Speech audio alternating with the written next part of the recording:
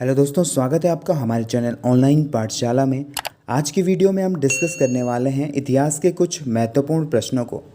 पहला प्रश्न है, सिंधु घाटी सभ्यता के प्रसिद्ध स्थल हड़प्पा की खोज किसने की थी? चार ऑप्शन है आपके पास। सही उत्तर है राय बहादुर दयाराम साहनी। जो हड़प्पा की खोज की थी राय बहादुर दयाराम साहनी द्वारा 1921 में की गई थी।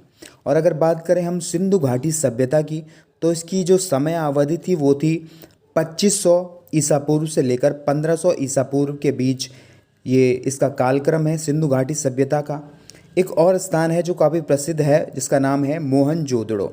मोहनजोदड़ो का मतलब होता है मृतकों का टीला, यानी इस स्थान पर बहुत सारे लोगों को सामूहिक रूप से यहाँ पर दफनाया गया था मोहनजोदड़ो को। और अगर बात करें मोहनजोदड़ो की खोज की, तो मोहनजोदड़ो की जो खोज की थी वो 1922 में राखल दास बनर्जी द्वारा की गई थी।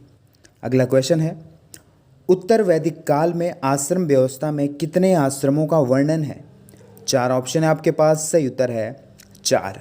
जो उत्तर वैदिक काल में आश्रम व्यवस्था होती थी उसके अंतर्गत जो जीवन चक्र होता था वो 4 आश्रमों में विभाजित होता था, जिसमें पहला आश्रम था ब्रह्मचर्य आश्रम। ब्रह्मचर्य आश्रम के अंतर्गत आता था जन्म से लेकर 25 वर्ष की जो आयु होती थी वो ब्रह्मचर्य आश्रम के अंतर्गत आती थी। दूसरा आश्रम था गृहस्थ आश्रम, जिसमें 25 वर्ष से लेकर 50 वर्ष की समयावधि। तीसरा था वानप्रस्थ आश्रम, जिसमें 50 से लेकर 75 वर्ष की समयावधि। और अंतिम था चौथा संन्यास आश्रम, इसमें 75 वर्ष से लेकर मृत्यु तक का ये समयकाल होता था संन्यास आश्रम के अंतर्गत। तो उत्तर वैदिक काल में 4 आश्रमों का वर्णन था, जिनमें पहला था ब्रह्मचर्य, दूसरा था गृहस्थ आश्रम, तीसरा वानप्रस्थ और चौथा संन्यास आश्रम। अगला क्वेश्चन है, महात्मा बुद्ध का जन्म किस स्थान पर हुआ था? चार ऑप्शन है आपके पास। सही उत्तर है लुम्बिनी। लुम्बिनी में हुआ था 563 ईसा पूर्व महात्मा बुद्ध का जन्म।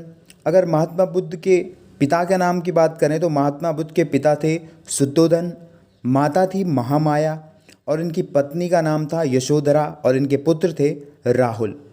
अगला क्वेश्चन है, पहली बौद्ध संगीति किस शासक के कार्यकाल में हुई थी? चार ऑप्शन है आपके पास। सही उत्तर है अजातशत्रु।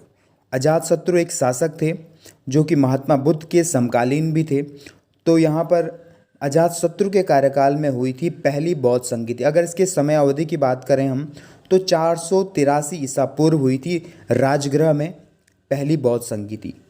अगला क्वेश्चन है, महावीर का जन्म किस स्थान पर हुआ था?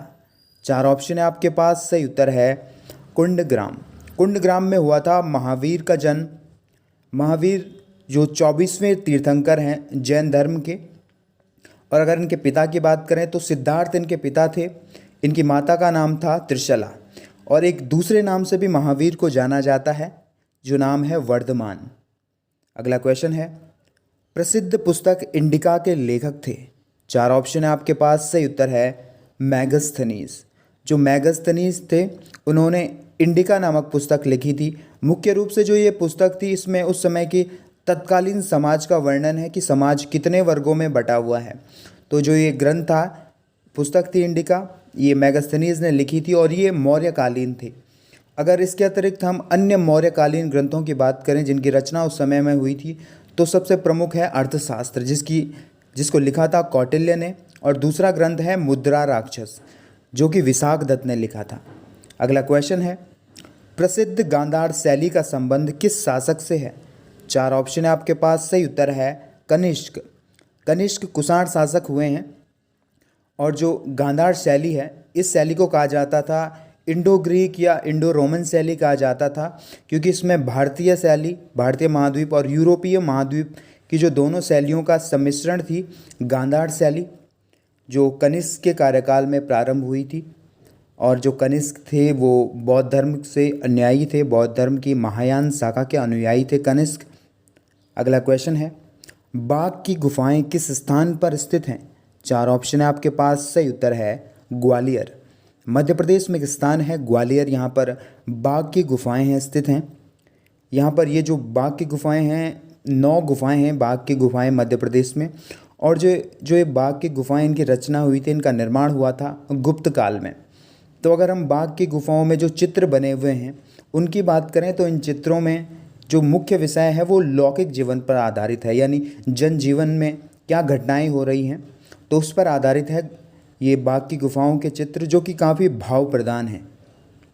अगला क्वेश्चन है, गुप्त शासक किस धर्म के अनुयायी थे? 4 ऑप्शन है आपके पास। सही उत्तर है वैष्णव धर्म।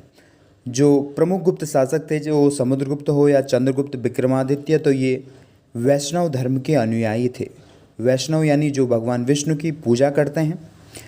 और जो गुप्त शासक थे उनकी मुद्राओं पर विष्णुवाहक गरुड़ की प्रतिमा उत्कीर्णित की गई है, यानी जो उस समय के तत्कालीन गुप्त शासक थे तो उनकी जो भी मुद्रा होती थी तो उस पर जो विष्णुवाहक गरुड़ है उसकी मुद्रा उत्कीर्णित की गई थी, जिसी के कारण गुप्त शासकों को वैष्णव धर्म का अनुयायी माना जाता है।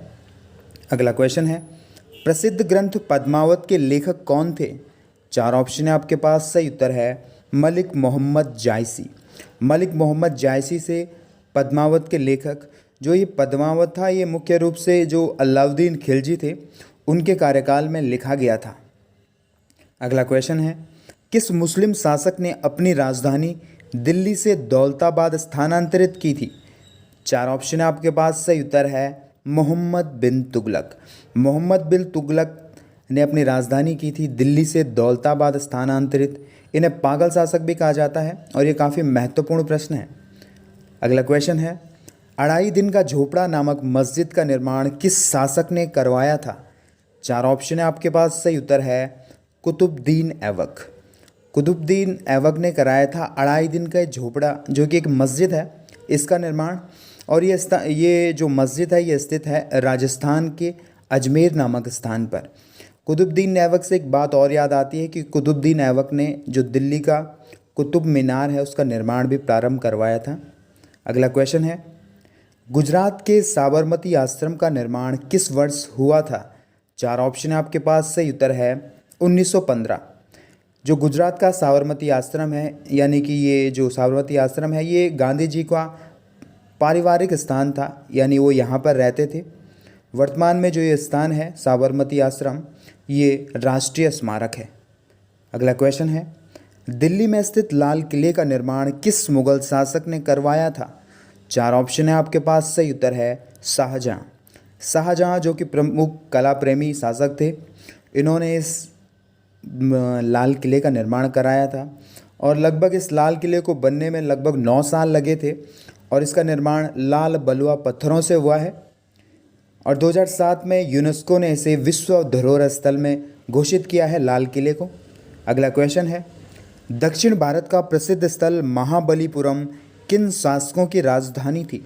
4 ऑप्शन है आपके पास। सही उत्तर है पल्लव शासक। प्रमुख दक्षिण भारत के शासक रहे हैं पल्लव शासक और इनकी राजधानी थी महाबलीपुरम।